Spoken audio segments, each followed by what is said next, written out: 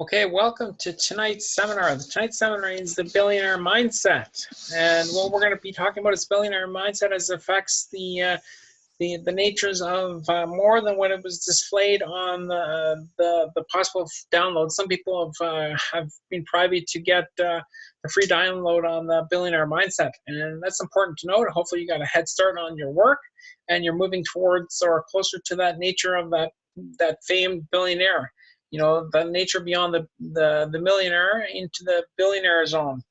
So we have the billionaire mindset and its enhancements. And here we're going to talk about the three modes or modules that affect the billionaire mindset. And myself, Dr. Andrew Verstition, or the Soamahas, I hold a degree in metaphysics, doctorate of metaphysics, and doctor of chiropractic. Okay, so let's move on and move into this. So what is, or the strategy 3, the billionaire mindset? So we have module 1, the system, module 2, the formation, and module 3, the idea. So the system is the billionaire mindset. The system is what we just call the billionaire mindset. And the mindset is the consciousness that affects the formation of a billionaire. And it's that consciousness that is a chunking of a gross number, looking at a billion, which is 1 with 9 zeros behind it, and chunking it into systems of smaller and smaller fragmentations so it doesn't become so overburdensome. Then the module 2 is the formation. So how do we get going on it? And this is talked about in the 3 modules or methods, methodologies of using the billionaire mindset and learning how to chunk those gross numbers into something that is smaller, so it becomes more workable and more practical for you as the entrepreneur. Then we examine module 3, which is the idea of this module of putting it all together, and some marketing at the end towards a little bit. So the idea, how is an idea formed? In general sense, the ideas can be formed in few different ways, but how is an idea formed? That's what we're going to look at first. Then how does the idea become a plan? After we decide how an idea becomes a plan, then we're going to examine what is the ideal form of wealth. And all these questions have to run through our mind so we can move on. So where do ideas come from? Ideas come from 3 methods or interactions: from conscious processes, from others, inherited, or bought. Each has their own system, and we're going to examine those really quickly. This seminar shouldn't take all that long. It's an important seminar, but it won't take all that long. The conscious processes. There are 4 true conscious processes that add ideas. There's meditation, channeling, introspection, and hypnosis. So we can sit there and we can meditate, and we would consciously add ideas to our mind. We would be able to channel too through meditation and introspection, which is jnana, or the ability to introspect within ourselves or the greater cosmos, and then hypnosis, getting into a relaxed state so that ideas can be entered into us as well too. So we can also get ideas from others, and this we can be taught through listening, reading, watching, or trying things with our body. Then the third one was the inherited. And again, this is one, it's a passive process being gifted, donated, philanthropy, scholarship, or even added something of value to us. So what we have to do is examine the nature of the cost, time, and energy. So some processes cost time, some processes cost more energy, and some things even more energy, time, and money. So what one example might be is that inheritance, time, you would have to wait till the deceased gave you the inheritance. If it was the nature of energy, it may be meditation burns a hole in your head, trying to figure out how to get new ideas. Cost may be learning something from someone else. Those are simple examples. So what we're going to do is look at the billionaire mindset. And as we're looking at the billionaire mindset, always remember that we're chunking, partitioning, breaking down. So let us look at $1 billion. $1 billion is 1 with three nines after it, or 9 zeros, I should say, after it. So say you are 23 years of age, right out of school, and you're wanting to try to make your first billion. This without investing, and obviously no taxes. Both factors that cancel out through the simple process of math, and just what we're going to examine here. You should actually be making more higher investments than what you're losing on taxes, anyways, or or pretty close. I mean, in some ways, it's okay. We're gonna just cost value them just to make it a simple process of math. So the basic model: $1 billion divided into 20 years or even 10 years to see the power.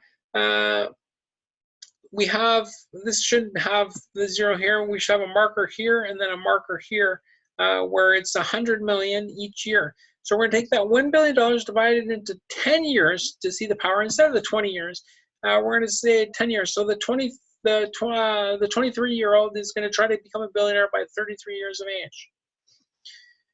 So from each year, each day for the 10 years, it would be $273,973, which again sounds like a lot. But if you break this down, say into 1,000 people returning purchases, or even 1,000 items, then you have now $274 per unit of 1,000 people or 1,000 items. Again, this could be compounded to a factor of 10.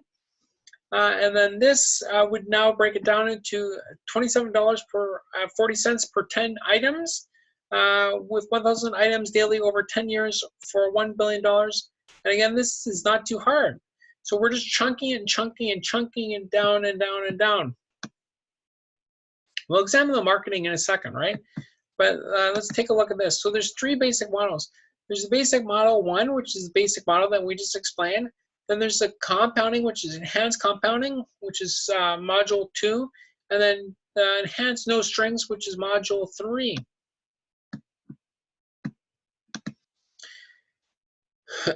So we've been over this. This is okay. So we have $1 billion divided by the 10 years, $273,973 each day for 10 years, which again sounds like a lot, but then we do it 1,000 units, or say there's a 1,000 items, 274 things. So what we can examine that this may be $274, car tires, like even tires. I mean, it might not be $274, but winter tires. Let's say maybe winter tires, $274 for winter tires to 1,000 people each day for the 10 years. Over the 10 years becomes $1 billion. You could even say something else like CDs. So let's go to this one. So you have 10 different CDs in 10 different countries to 1,000 people over the 10 years would make up $1 billion.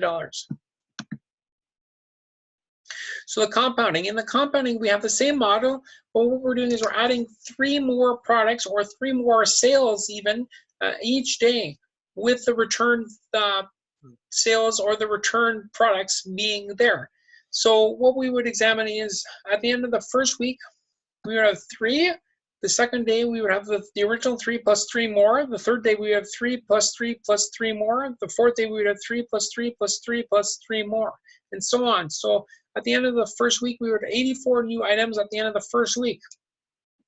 So if you could keep on continue adding 3 new items and each sold the same or given the same, then you would be compounding and you would move higher to the billionaire model.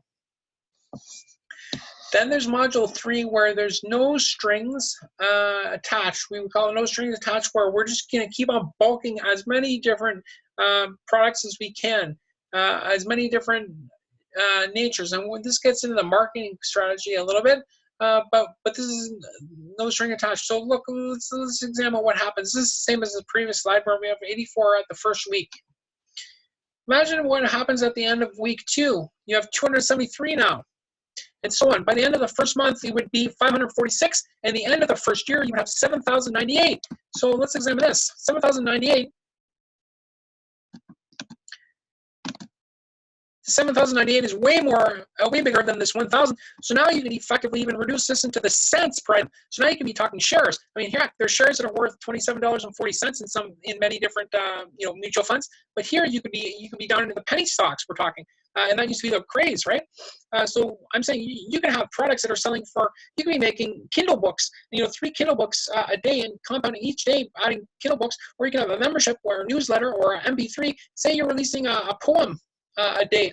You could be selling a poem if it's a quality poem for 30 some cents a day. You could be selling a picture of yourself, a nude picture of yourself, or even creating an art, a beautiful artistic or a Photoshop of something, photo of something. If you go out in the community and taking pictures, and you could be creating these things for cents of function and compounding it over and over again. If you keep on selling it, it'll work.